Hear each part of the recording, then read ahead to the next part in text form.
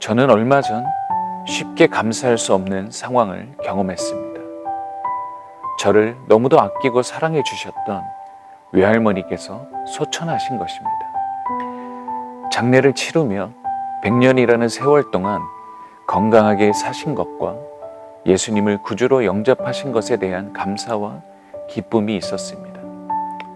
그러나 장례를 치른 후 내가 사랑했던 분이 더 이상 세상에 없다는 그분의 부재가 저를 슬프게 했습니다.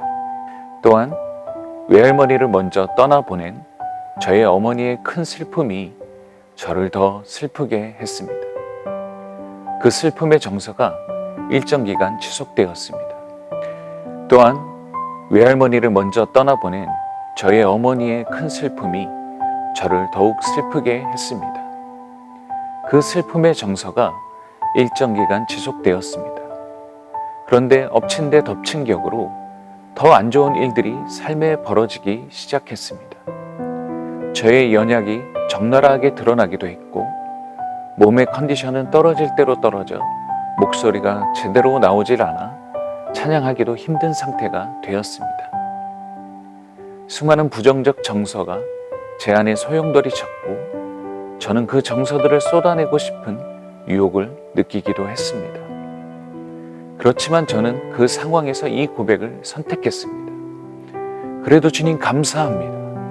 앞으로 얼마나 좋은 일이 있으려면 이런 일들이 생겼을까요? 주님, 이런 일들에도 불구하고 저는 여전히 당신이 선하심을 믿습니다. 그 후에 제 삶에 좋은 일들이 드라마틱하게 찾아온 것은 아닙니다. 그러나 이 고백으로 말미암아 제 안에 감사와 기쁨이 다시 흐르기 시작하였습니다.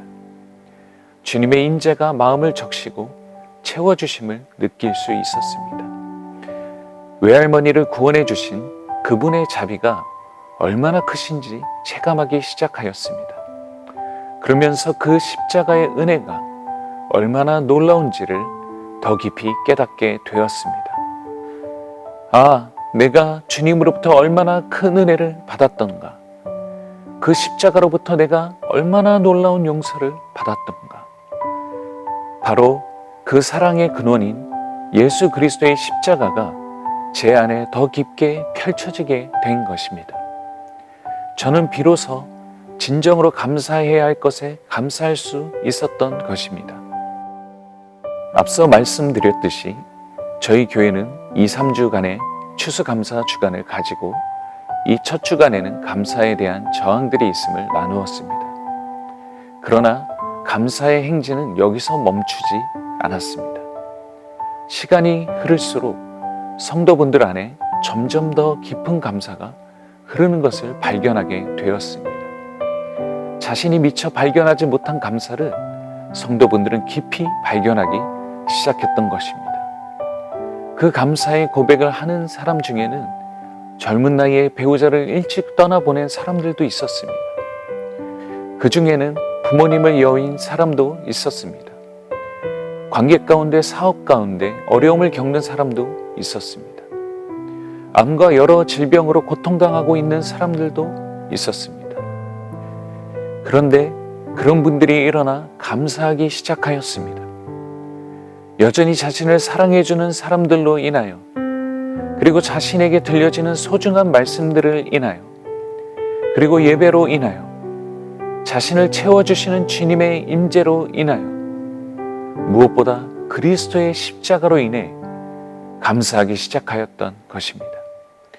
이러한 상황을 초월한 놀라운 감사가 교회 공동체 가운데 나누어질 때 감사의 강물이 강한 파도가 되어 추수감사 주일날 온 교회를 뒤덮는 경험을 저는 하게 되었습니다.